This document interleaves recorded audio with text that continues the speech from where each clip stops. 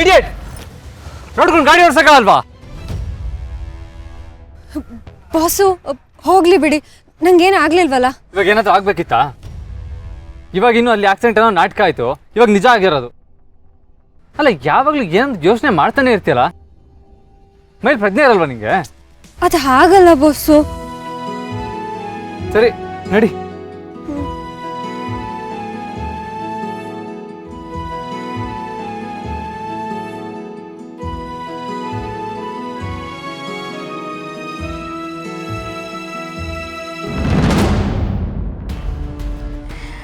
ಶರತ್, ನೀನು ದುರ್ಗನ್ನ ಆಕ್ಸಿಡೆಂಟ್ ಮಾಡೋ ವೆಹಿಕಲಿಂದ ತಪ್ಪಿಸ್ಬೋದು, ಆದರೆ ಈ ಮಾಳ್ವಿಕನ ಮಾಯಾಜಾಲದಿಂದ ಹೇಗೆ ಕಾಪಾಡ್ತೀಯೋ ನಾನು ನೋಡ್ತೀನಿ.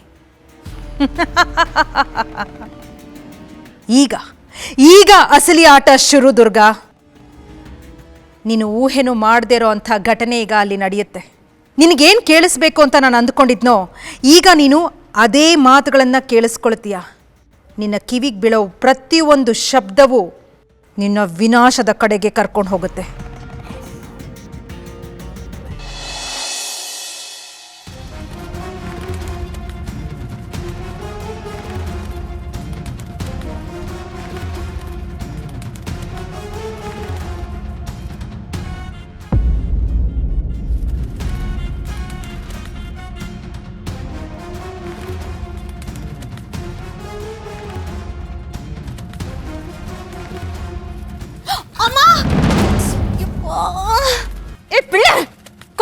ನಿನ್ಗೆ ದೊಡ್ಡವರು ಚಿಕ್ಕವರನ್ನು ಮಾನ ಮರ್ಯಾದೆ ಗೌರವ ಏನೂ ಇಲ್ವಲ್ಲೇ?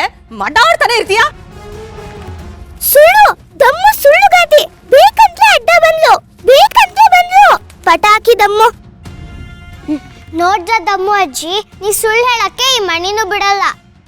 ನೀ ಬೇಕಂತ ಬಂದ್ರಿ ಅಂತ ನನ್ಗೂ ಗೊತ್ತು, ಈ ಮಣಿಗೂ ಗೊತ್ತು. ಮಣಿ, ಬಾಯ್ ಮುಚ್ಕೊಂಡಿರೋ.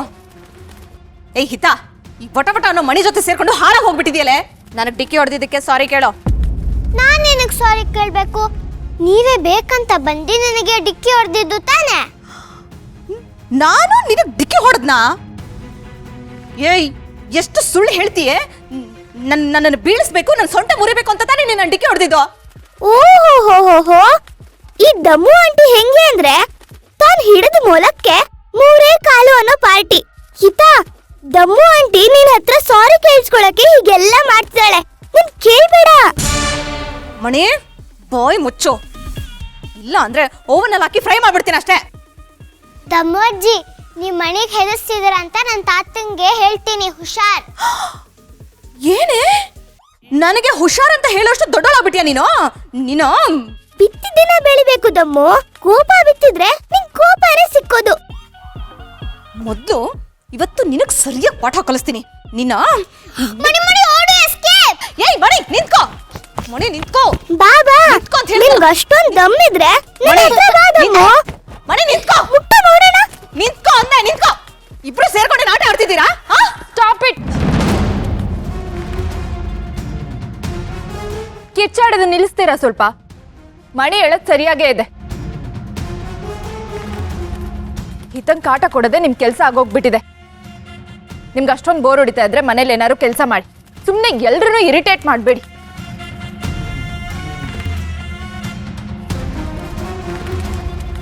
ಕೇಳಿಸ್ತದಮ್ಮು? ಮಾಯಾ ಕೊಟ್ಟಿರೋ ಮಂಗಳಾರತಿ ಗಂಟೆ ಶಬ್ದ.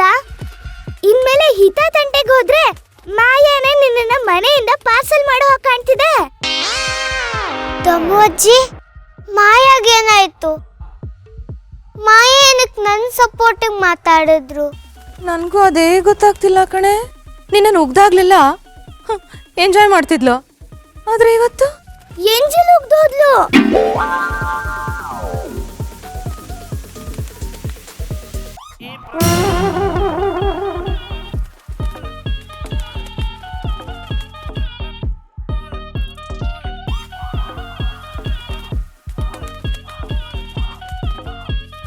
ದಮ್ಮು, ಥಾಟ್ ಆಫ್ ದಿ ಡೇ.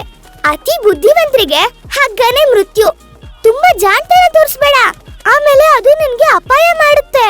ಹಿತ ಬುಲ್ಡೋಜರ್ನ ಗುದ್ದಿ ದಮ್ಮು ಪ್ಲಾನ್ ಮಾಡಿದೆ ರದ್ದಿ.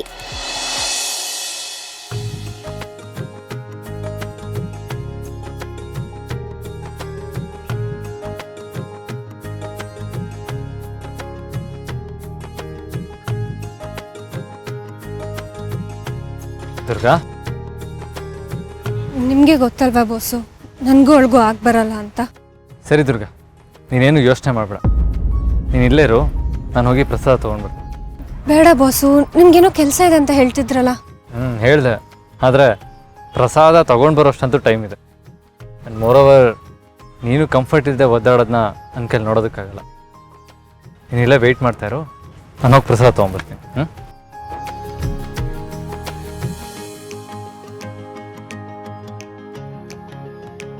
ಗುರುಗಳೇ, ನಮ್ಮ ಮಗ ನಮಗೆ ಬಹಳ ನೋವು ಕೊಟ್ಟು ಹೋಗ್ಬಿಟ್ಟ. ಅವ್ನ ನೆನಪಲ್ಲಿ ನಾವು ದಿನ ದಿನ ಸಾಯ್ತಾ ಇದ್ದೀವಿ. ನೋಡಿ, ಹೋದ ಜೀವದ ಬಗ್ಗೆ ಅಳೋದಕ್ಕಿಂತ ಆ ಆತ್ಮಕ್ಕೆ ಮುಕ್ತಿ ಕೊಡಿಸ್ಬೇಕು. ಆಗಲೇ ಅದು ಪರಮಾತ್ಮನಲ್ಲಿ ಒಂದಾಗಕ್ಕೆ ಸಾಧ್ಯ. ಒಂದು ವೇಳೆ ಆ ಆತ್ಮ ಆಸೆಗೋ ಸೇಡಿಗೋ ಈ ಭೂಮಿ ಮೇಲೆ ಉಳಿದ್ರೆ ದೇಹವಿಲ್ಲದೆ ತನ್ನ ಮೇಲಿನ ಹಿಡ್ತನ ಕಳ್ಕೊಂಬಿಡುತ್ತೆ.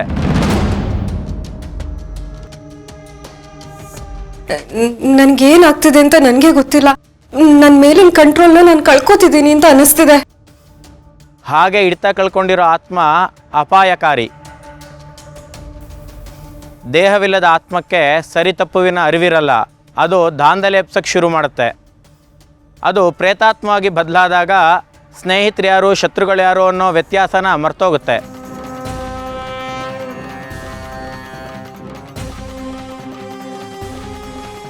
ತನ್ನವರೇ ಆದರೂ ಹಾನಿ ಮಾಡೋಕ್ಕೆ ಪ್ರೇತಾತ್ಮ ಹಿಂಜರಿಯಲ್ಲ.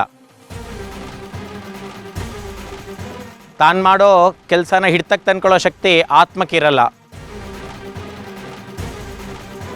ಮೈಯೆಲ್ಲ ಉರಿಯುತ್ತೆ, ಸಿಕ್ಕಾಪಟ್ಟೆ ಕೋಪ ಬರುತ್ತೆ. ಆ ಟೈಮ್ನಲ್ಲಿ ನಾನು ಏನಾಗ್ತಿದ್ದೀನಿ, ನಾನು ಏನು ಮಾಡ್ತಿದ್ದೀನಿ ನನಗೊಂದು ಗೊತ್ತಾಗಲ್ಲ ದುರ್ಗಾ. ಅಯ್ಯೋ, ಅಂಬಿಕಾ ಅವರು ಹೀಗೆ ಆಡ್ತಿದಾರಲ್ವಾ? ಅವರು ತನ್ನ ಮೇಲಿನ ಕಂಟ್ರೋಲ್ನ ಕಳ್ಕೊಂಡ್ಬಿಟ್ಟಿದ್ದಾರೆ. ಪೂಜಾರಿ ಹೇಳ್ತಿರೋದು ನಿಜಾನೇ ಆಗಿದ್ರೆ ನಮಗೆಲ್ಲ ತೊಂದರೆ ಕೊಡ್ತಾರಾ? ಇಲ್ಲ ಇಲ್ಲ, ಅವ್ರು ಹಾಗೆ ಮಾಡೋದಕ್ಕೆ ಸಾಧ್ಯನೇ ಇಲ್ಲ.